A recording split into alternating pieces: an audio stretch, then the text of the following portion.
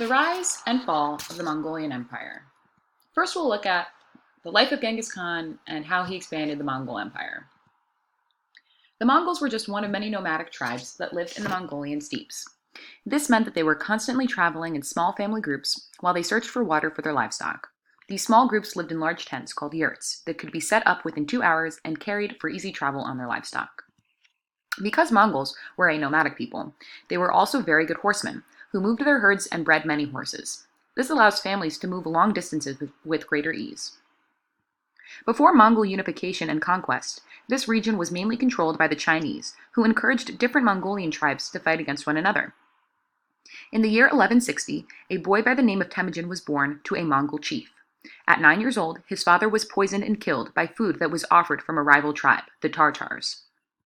Because Temujin was so young, no one in his father's tribe would listen to him as a leader. He plotted revenge and would eventually unite all of the Mongol tribes and wipe the Tartars from existence. Due to his ruthlessness in leadership and on the battlefield, Temujin was given the name Genghis Khan, or Lord of All. He unified Mongolian tribes and set his sights on attacking the Chinese, where he invaded northern Russia. However, it wouldn't be until his death that the Chinese would be defeated. Genghis also moved his troops westward and conquered areas in Afghanistan, northern India, and even Russia. He conquered more land in 25 years than the Roman Empire did in 400 years. Pretty savage. Many cities would immediately surrender to advancing Mongol armies without a fight because they had heard of Genghis Khan's ruthless stories of killing all inhabitants of different cities. So how exactly did Genghis Khan conquer so much control over such a vast area of Asia so quickly? Well, for starters, he had several advantages on his side. Battle advantages. First, because Mongols were a nomadic people, they were used to riding horseback, which allowed them to travel longer distances and in larger groups than their opponents. Their saddles and choice of weaponry, bows and arrows, allowed for combat situations to be reliable and accurate. Organizational advantages. Genghis Khan was able to make his military so large because he accepted soldiers from other tribes of the steppes, not just Mongol tribes.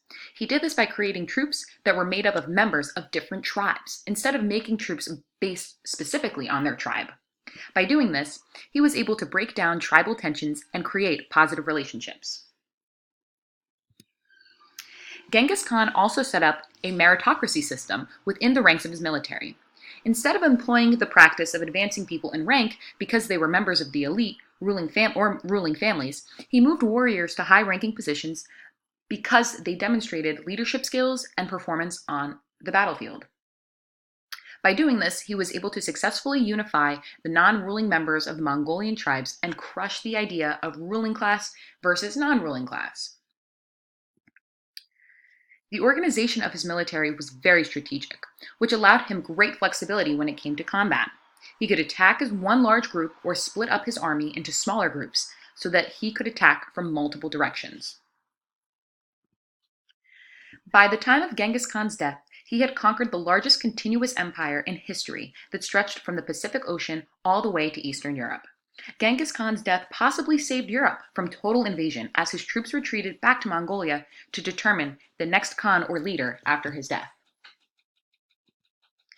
So now we'll take a look at the growth of the Mongol Empire. Once Genghis Khan died, he was followed by his son and also other descendants who had continued on to conquer more land and expand the Mongolian Empire. Kublai Khan, who was another grandson of Genghis Khan, had completed the conquest of China and created the Yuan dynasty. In order to maintain Mongol control over such a large area, the empire split apart its power. The Ilkhanids took control of Persia, now Iran, and the Golden Horde took over parts of Russia and threatened other parts of Europe, such as Poland. Now we'll look at the decline of the Mongolian Empire. Like all great empires we have learned about this year, the Mongolian Empire would inevitably fall. While the empire was losing much of its power, there still remained those who wanted to maintain the prestige and honor of being the leader of the Mongols. One of these leaders was Tamerlan, who lived in the 1300s. Although he was not a descendant of Genghis Khan, he still wanted to find a way to reestablish the ailing Mongolian Empire. he decided to use the Islamic faith as a unifying force. The empire under Tamerlan stretched from the Turkish border to the Chinese border. The empire had drastically shrunk. By the 1500s, the Mongol Empire would only be able to call India its territory, as it was founded by descendants of Genghis Khan, the Mughals. It was here that the Taj Mahal was built. The Mughals had converted to Islam, and tensions would rise between Muslims and Hindus. These tensions continue to this day. The last of this empire collapsed in the mid-1800s when the British had successfully colonized India.